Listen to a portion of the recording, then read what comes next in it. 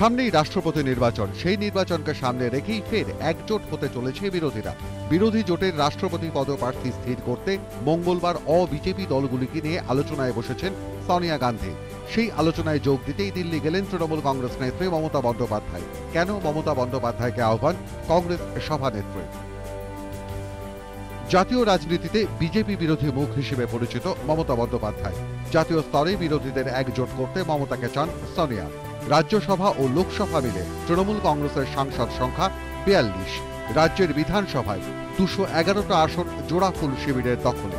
BJP ও কংগ্রেসের পর সবচেয়ে বেশি ভোটাধিকার তৃণমূল কংগ্রেসের। রাষ্ট্রপতি নির্বাচনে অত্যন্ত গুরুত্বপূর্ণ হয়ে উঠবে সাংসদ ও বিধায়কদের সংখ্যা। সেই সংখ্যা জোগাড় করেই রাষ্ট্রপতি নির্বাচনে এনডিএকে টেক্কা দিতে চাইছে কংগ্রেস।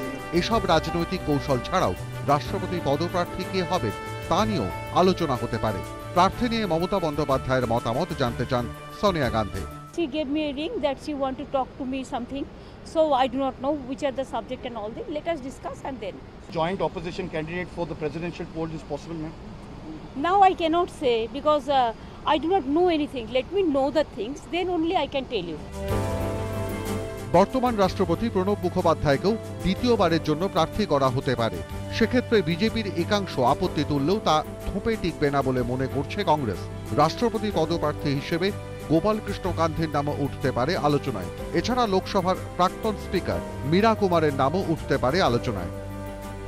দেশের সর্বোচ্চ সাংবিধানিক পদে নির্বাচনকে সামনে রেখে বিজেপির বিরুদ্ধে ফের একবার একজোট হতে চলেছে কংগ্রেস, তৃণমূল কংগ্রেস সহ অন্যান্য বিরোধীরা। Bureau report, ATV news Bangla.